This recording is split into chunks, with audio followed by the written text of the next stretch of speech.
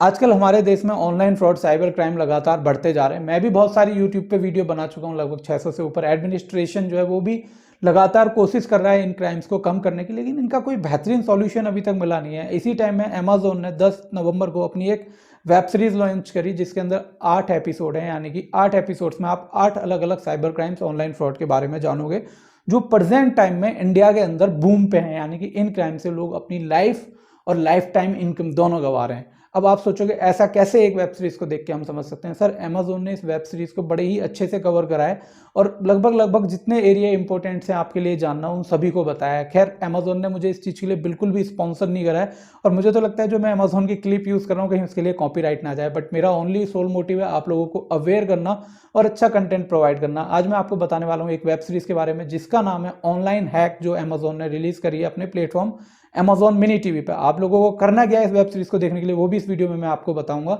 आपको कमेंट करके बताना अगर ऐसी और वीडियोस मूवीज की डिटेल चाहिए cyber crime online fraud technology के ऊपर, तो कमेंट करके बताना, मैं जरूर ऐसी वीडियोस बनाऊंगा कि नेक्स्ट वीडियो आप किस पे चाहते हो। खैर, इस वीडियो में एक सिंपल सा रिव्यू बना रहा हूं मैं, जिसके अंदर आपको 8 एपिसोड के बारे में बताऊंगा, उनमें क्या बताया गया और ये क्यों जरूरी है। वीडियो का रिव्यू शुरू करने से पहले मैं आपको एक उदाहरण देता हूं साइबर क्राइम का, न्यूक्लियर पावर प्लांट, जिसके बारे में हर कोई हमारे देश में, देश के बाहर लगभग 190 कंट्रीज में लोग जानते हैं। बिजली बनाने के लिए यूज होता है और बहुत सारी चीजों में यूज होता है। न्यूक्लियर पावर प्लांट जो था रशिया का, उसको शट डाउन करने के लिए यूएसएसआर में के टाइम पे, उसको शट डाउन करने के लिए उन्होंने एक साइबर अटैक प्लान करा जिसका लगभग रिजल्ट बहुत ही अच्छा मिला उनको। और अनुमान लगाया गया कि किसी भी देश को अगर हमें मतलब पूरी तरह नस्तो नाबूद करना है तो आज की डेट में साइबर अटैक सबसे बेहतरीन ऑप्शन होगा। वो दिन चले गए जब हम गोलियों की बात करते थे और बारूद की। अब चीजें बदलती जा रही हैं, टेक्नोलॉजी बदलती जा रही है। आपको पता नहीं कि एक लैपटॉप पे बैठा हुआ एक किसी कमरे में बंद इंसान क्या कुछ नहीं कर सकता। जैसे आपने पेगासस स्पाईवेयर के ऊपर मैंने आर्टिकल लिखा, उसका लिंक आपको आई सेक्शन में मिल जाएगा, पढ़ लेना है डिस्क्रिप्शन बॉक्स में। SS7 अटैक और इस पेगासस स्पाईवेयर के बारे में आप लोग जानते होंगे। आप में से बहुत लोग सोचते हो नोकिया 1100 अगर मैं यूज करता हूं उसको कौन हैक कर लेगा। भाई, वो आपका फोन हैक नहीं कर सकता तो वो बंदा पूरा नेटवर्क ही हैक कर लेगा। आपका BTS ब्रॉडकास्टिंग स्टेशन है उसी को हैक कर लेगा। खैर, वेबसाइट के बारे में, वीडियो के बारे में बात करते हैं। जो वेब सीरीज है, हर फोन, हर स्क्रीन आज एक पोटेंशियल क्राइम सीन है, लेकिन हम आज भी लाठियों से मशीन गन्स का सामना कर रहे हैं। तो इसको मैंने लिख लिया है ताकि मैं भूल ना जाऊं। वेब सीरीज का जो पहला एपिसोड है, एपिसोड नंबर 1, वो आपको बताता है। पहले मैं इसकी स्टोरी बता देता हूँ। एक लड़की की कहानी है जिसकी मम्मी जो है, जो मदर है, वो किसी घर में सफाई का काम करती थी। और एक दिन जो उनका बॉस है, जो हाउस का प्रॉपर्टी का ओनर था, वो किसी दूसरी लेडीज के साथ उसका अफेयर चल रहा था। वो उसको देख लेता है। तो अब वो मतलब जो लेडीज है सफाई वाली, इसकी लड़की की मदर, वो काम वाली, वो उसको देख लेती है कि इसका अफेयर चल रहा है। तो वो इनके ऊपर चोरी का एलिगेशन लगा के प्रॉपर्टी से निकलवा देता है ताकि किसी और को ये बात पता ना चले। अब जो इनकी बेटी होती है, इसी बात का रिवेंज लेने के लिए ये उसका सिस्टम हैक करती है, लैपटॉप हैक करती है और वो सारा डेटा इंटरनेट पर पब्लिक कर देती है, जिससे इसकी लाइफ जो है, जो ये जो बॉस था, वो खत्म हो जाती है पूरी तरह, जो इसकी सोशल लाइफ होती है। अब इसके बारे में पुलिस को पता चल जाता है किसी भी तरीके से, इसकी एक छोटी सी गलती से साइबर कैफे से, और तब पुलिस इसको लेके आती है और इसके स्किल्स देखती है हैकिंग के, तो इसको रिक्रूट करती है अपनी साइबर टीम में। तो स्टोरी ऐसे ही है, लेकिन रियल वर्ल्ड में भी हैकिंग कुछ ऐसे ही काम करती है। खैर, तो इसमें पहला केस जो इनको मिलता है एपिसोड 1 में, वो मिलता है सर गामा रोड के ऊपर। गामा रोड क्या है? डार्क वेब, डीप वेब के बारे में आपने बहुत सारी वेब सीरीज में सुना, वीडियोस में यूट्यूब की सुना होगा, लेकिन उन वीडियोस में जो जानकारी दी है वो लेजिटिमेट नहीं होती, तो उसको ट्रस्ट करके आगे डार्क वेब पे सर्च करने मत चले जाना आप। ठीक है, इसके ऊपर मैं कभी डार्क वेब पे सेपरेट वीडियो बनाऊंगा। गामा रोड क्या होता है? जैसे सिल्क रोड आपने सुनी होगी, एक वेबसाइट जो 2002 या 2005 में FBI ने बंद करी थी। ऐसी बहुत सारी वेबसाइट हैं जिन वेबसाइट्स पे सारे इलीगल काम होते हैं, drug human trafficking, drug dealings, weapon dealing, arm dealings जो होती हैं आपकी ना, आपको यहाँ सब मिलेगा, सब मिलता है। तो इन सारी वेबसाइट्स को ट्रैक करके इस एपिसोड में दिखाते हैं किस तरीके से पुलिस बंद करती है और अरेस्ट करती है उन सभी लोगों को जो इन वेबसाइट्स को यूज करते हैं। अगर आपके मन में भी इसको सर्च करने का ऑप्शन आ रहा है तो अब इसको भूल जाओ, आपको बहुत ज़्यादा इसके वरना नेगेटिव कॉन्सिक्वेंसेस भी भुगतने पड़ेंगे। ये सिर्फ इन्फॉर्मेटिव वीडियो है ताकि आपको अवेयर रखा जा सके, और कोई रीज़न नहीं है।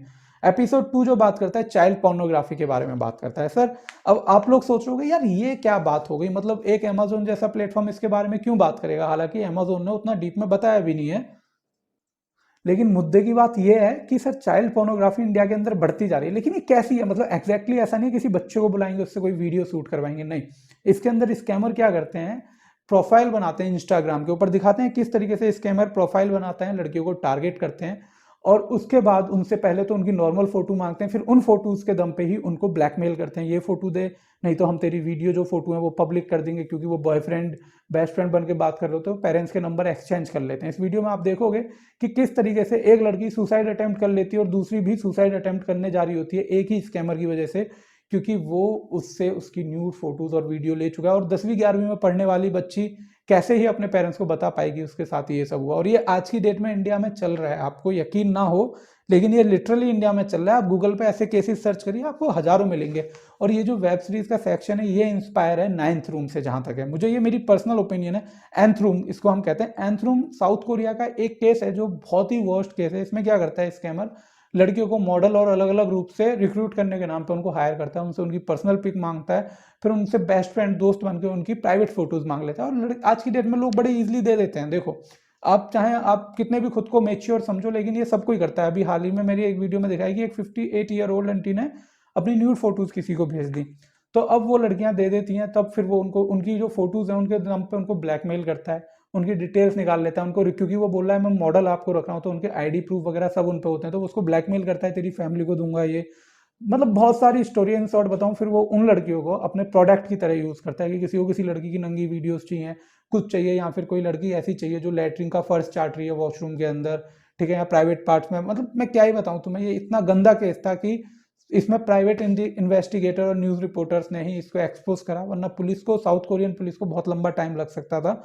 बट जब इन्होंने इस स्कैमर को पकड़ा और सोचा कि ये कोई बहुत ही सीनियर बंदा निकलेगा, ये 22-23 साल का एक लड़का निकला जो ये सारे काम कर रहा था। तो खैर ये स्कैम भी आपको, मुझे लगता है, इंटरेस्टिंग लगेगा, और ये वीडियो आपको अपने बच्चों को जरूर दिखानी चाहिए। भाई आपको भले ही लगता है आप, मतलब आप कुछ भी समझो, पर मेरा सजेशन मानो, अपने बच्चों को जरूर दिखाना, ताकि वो कल को ऐसे किसी स्कैम में ना फंसे।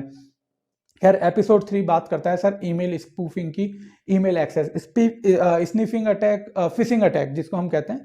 फिशिंग अटैक के बारे में आप लोगों ने सुना होगा, नहीं सुना तो गूगल कर लेना। आप इस एपिसोड में देखोगे कि किस तरीके से जो हैकर्स हैं, जो ये कंपनी के इनसाइडर हैकर होते हैं, जिनको हम इनसाइडर अटैकर भी कहते हैं, जो सिस्टम है कंपनी का सर्वर है उसके साथ छेड़छाड़ करके किस तरीके से डीएनएस रिकॉर्ड करके कंपनी के ही अकाउंट से लगभग 50 या 60 करोड़ रुपए की ट्रांजैक्शन करते हैं। एग्जैक्ट अमाउंट याद नहीं है, आप एपिसोड के अंदर देख लोगे। और ये अमाउंट ट्रांसफर करके कैसे सारे रिकॉर्ड्स चेंज कर देते हैं, मैनिपुलेट कर देते हैं। अगर आप बिजनेसमैन हो तो ये एपिसोड आपके लिए बहुत जरूरी है। आप देखोगे डीमार्ट कंप्लायंसेस और ईमेल कंप्लायंसेस क्यों जरूरी है, डीएनएस रिकॉर्ड कैसे चेंज होते हैं, इसके बारे में भी आप जानोगे। और इसके बारे में जानोगे अगर आपकी तरफ से गलती होती है और आप, तो इसके ऊपर कितनी बड़ी पेनल्टी आपको भुगतनी पड़ सकती है। एपिसोड 4 फोकस करता है sir, focus on fake email ID और फिशिंग अटैक। यानी कि मान लो मैंने अमेजोन से कुछ ऑर्डर करा या कुछ प्रोडक्ट लिया, इसमें मजा नहीं आया, अमेजोन नहीं, मेरे पास एक फेसबुक से ईमेल आता है कि मेरा जो फेसबुक अकाउंट है वो लॉगिन हुआ है कहीं कैलिफोर्निया में और मैं दिल्ली के अंदर रहता हूँ। अब मैं एकदम, मेरी आंख खुलेगी कि फेसबुक पे तो मेरी पर्सनल चैट सब कुछ है, कैलिफोर्निया में लॉगिन कैसे हो गया। तो वहाँ लिखा आता है if this is not you please change your password. मैंने अपना पासवर्ड चेंज करने वाले बटन पे क्लिक कर दिया, लेकिन मैंने ऊपर जो आप ये देख रहे हैं ना वीडियो में बैकग्राउंड में, ये यूआरएल नहीं देखा सर कि ये जो यूआरएल है ये क्या है। अब वो यूआरएल फेसबुक का जो था ना उस पर लिखा हुआ होगा, मान लो FACEBOAK facebook.com ऐसे करके, मतलब BOOK की जगह मैंने कर दिया BOAK लास्ट में जो 4 कैरेक्टर थे। अब आपने देखा नहीं, और जैसे ही वहां आपने अपना आईडी और पासवर्ड डाला आपकी डिटेल मुझे आ गई नंबर 1। लेकिन इस एपिसोड में दिखाया किस तरीके से दुबई की एक फेमस जो न्यूज एजेंसी है उसके डुप्लीकेट ईमेल एड्रेस बनाया है स्कैमर्स ने इस बंदे का मर्डर करने के लिए, जो इस वीडियो में विक्टिम दिखाया है। और उस मेल एड्रेस में सिर्फ उन्होंने एक करेक्टर चेंज करा था जिसको वो बंदा रिकॉग्नाइज ही नहीं कर पाया। तो ये भी एक बहुत बड़ा स्कैम इंडिया में चल रहा है, और इसमें एम्प्लॉयमेंट के नाम पे बंदों के साथ स्कैम करा जाता है। जैसे हम आपकी डीएमआरसी में आपकी जॉब लगवा रहे हैं, तो डीएमआरसी की ईमेल आईडी में थोड़े चेंज करे जो वेबसाइट है, और आपको फेक मेल कर दिया। इस तरीके से ये स्कैम सामने आ रहे हैं। अब हम बात कर लेते हैं इस वीडियो में बताए गए एपिसोड नंबर 5 की। उसमें बताया इनसाइडर अटैक के बारे में। इनसाइडर अटैक क्या होता है आप समझोगे इस वीडियो में। इनसाइडर मतलब कोई एक कंपनी है, उस कंपनी के अंदर ही जो आईटी टीम है, टेक टीम है, वही हरामपंती कर जाए तो उसी को इनसाइडर अटैक कहते हैं लेमैन लैंग्वेज में। यानी कि अपने खुद ही के सिस्टम में मालवेयर इंस्टॉल कर देना, सिस्टम में स्पाईवेयर डाल देना, या फिर अपने सिस्टम के जो क्रेडेंशियल हैं या उनके लूप होल्स हैं वो किसी दूसरे बाहर के बंदे के साथ शेयर करना ही इनसाइडर अटैक कहलाता है। अब देखो यहाँ पे आपको इस एपिसोड में क्या समझने को मिलेगा, आप समझोगे फेक न्यूज प्रोपोगेंडा कैसे काम करता है इस इंटरनेट की दुनिया में। किस तरीके से एक कंपनी दूसरी कंपनी को जब पीछे छोड़ना चाहती है, उसको हराना चाहती है, तो किस तरीके से फेक एलिगेशंस लगाती है। जैसा हाल ही में इंडिया की 2 बड़ी कंपनीज ने करा, जिनके ऊपर हाई कोर्ट ने फिर सॉल्यूशन दिया, उनका रिजोल्यूशन बताया कि और पेनल्टी भी इम्पोज करी पहली कंपनी के ऊपर जिसने गलत एडवर्टाइजमेंट करा। उसका नाम आप जानते हैं, मैं यहाँ नहीं लूंगा, नहीं तो वो केस फिर अगली बार मेरे ऊपर हो जाएगा कि मैंने कंपनी का नाम बदनाम करने की कोशिश करी। इसके अलावा आप सर जानोगे कि ब्लूटूथ क्लोनिंग क्या होती है, कि ब्लूटूथ की मदद से अगर आप 24 घंटे अपने फ़ोन का ब्लूटूथ ऑन रखते हो तो उसका कोई क्या कर सकता है और कैसे आपके पूरे फ़ोन का डेटा एक्सेस कर सकता है। हालांकि आप उतने इंपॉर्टेंट या हम उतने इंपॉर्टेंट बंदे नहीं है कि कोई ब्लूटूथ से हमारा डेटा हैक करना चाहे, लेकिन रिस्क नहीं लेना चाहिए, क्योंकि हैकर्स या साइबर क्रिमिनल्स को बहुत बार ऐसे होस्ट या सिस्टम्स की जरूरत पड़ती है जिनको बाद में ज़रूरत पड़ने पर अटैक करने के लिए यूज़ कर सकते हैं। तो वो क्या करते हैं, ऐसे में आपके सिस्टम में एक स्पाईवेयर या मालवेयर डाल के छोड़ देंगे, when ever they need they will make it activate, और उसके बाद वो उसका अपनी मर्जी से यूज़ कर पाएंगे किसी तीसरी डिवाइस पर अटैक करने के लिए आपकी डिवाइस से, ताकि वो सेफ रहें। तो इसीलिए हमेशा ध्यान रखें, आपके ब्लूटूथ और वाईफाई पब्लिक नेटवर्क से कभी कनेक्ट नहीं होने चाहिए जब तक आप वीपीएन यूज़ ना करें। वीपीएन क्या होता है, वर्चुअल प्राइवेट नेटवर्क होता है, जो आपके डेटा को इनक्रिप्टेड कर देता है और आपकी जो लोकेशन है उसको इंटरनेट से हाइड कर देता है, जिससे स्कैमर के लिए या हैकर के लिए मुश्किल हो जाता है आपके ऊपर कोई भी अटैक करना या पता लगा पाना आप इंटरनेट पे क्या और कहाँ पे सर्च कर रहे हो। सारा डेटा इनक्रिप्टेड रहता है, तो ये बहुत ज़्यादा जरूरी है।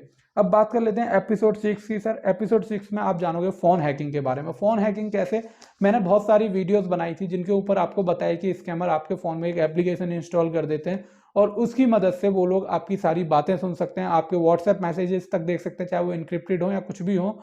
इसके अलावा सर वो आपके फ़ोन से मैसेजेस कर सकते हैं, कॉल कर सकते हैं, फोटोज़ ले सकते हैं। जिसमें मैंने एक केस बताया था कि एक लड़की थी जिसको गाने सुनने की आदत थी, उसने क्या करा, अपना फ़ोन अपने वॉशरूम में नहाते वक्त वॉल पे रख दिया और उसके बाद आगे की स्टोरी आप जानते ही हो।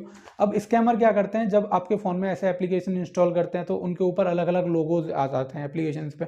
जैसे आपने किसी वेबसाइट से एक एप्लीकेशन नेटफ्लिक्स की कॉपी मूवी देखनी है आपको फ्री ऑफ कॉस्ट, तो एक एप्लीकेशन मिल गई आपको, ठीक है, उस एप्लीकेशन को आपने अपने फ़ोन में डाला, आप तो खुश है नेटफ्लिक्स की, आपको सारी मूवीज़ वगैरह फ्री में देखने को मिल रही हैं। लेकिन आप ये सोचो कि कोई बंदा अपना इतना कीमती टाइम, मैं यहाँ पे अब लोगों से चार्जेस ले रहा हूँ कंसल्ट करने के और कंप्लेंट फाइल करने के, जो मैं फ्री में कर रहा था शुरू में, क्योंकि टाइम की मजबूरी है। तो कोई इंसान जो इतना बड़ा काम कर रहा है वो आपको वो डेटा फ्री में क्यों दे रहा है? आपको अपना दिमाग लगाना पड़ेगा भाई, अगर आपको सर्वाइव करना है।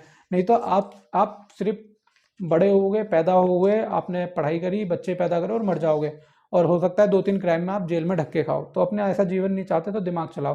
फिर एपिसोड 7 में आप जानोगे नंबर स्पूफिंग डिटेल्स क्या होते हैं। नंबर स्पूफिंग डिटेल एक टेक्नोलॉजी है जिसमें क्या होता है, जैसे मान लो मेरा नंबर है जिसका एंड 78 होता है। अब इंटरनेट पे स्कैमर क्या कर सकता है, स्कैमर एक नंबर से कॉपी करेगा, लेकिन जो दूसरे के फोन पे जो डिस्प्ले, मतलब कॉलर आईडी डिस्प्ले होगी, यानी कि नंबर डिस्प्ले होगा, वो वही नंबर डिस्प्ले होगा जिसको मैं चाहता हूँ कि डिस्प्ले हो। मेरा पर्सनल नंबर डिस्प्ले नहीं होगा। इसी को नंबर स्पूफिंग कहते हैं और इसके बारे में और बेहतरीन तरीके से आप इस एपिसोड में जानोगे। अब एपिसोड 8.1 जो है, 8 और 8.1 वो बहुत ही मस्त एपिसोड है, ये आपको देखने चाहिए। अब इस एपिसोड में इन्होंने 2 पार्ट इसलिए कर दिए क्योंकि ये थोड़े बड़े हो गए थे, 1 घंटे के आसपास के। इसमें आप जानोगे कि डोमेन कंट्रोलर क्या होता है, ठीक है, बैंक का जो सर्वर है उसको कैसे स्कैमर हैक करते हैं उसके बारे में जानोगे। Bank server, spying web server applications क्या होती हैं, स्पाईवेयर्स क्या होते हैं, उनको कैसे यूज करते हैं हैकर, आप उसके बारे में जानोगे, ठीक है। डिकॉय कोड इन हैकिंग, डिकॉय कोड क्या होता है, जब हम किसी कोड को, जो हमारा मेन कोड है, इसको हाइड करने के लिए एक डिकॉय यूज करते हैं, ताकि जब कोई भी इन्वेस्टिगेटर देखे तो वो वहां पे उलझ के रह जाए और हमारा मेन जो प्रोग्राम है वो बच जाए।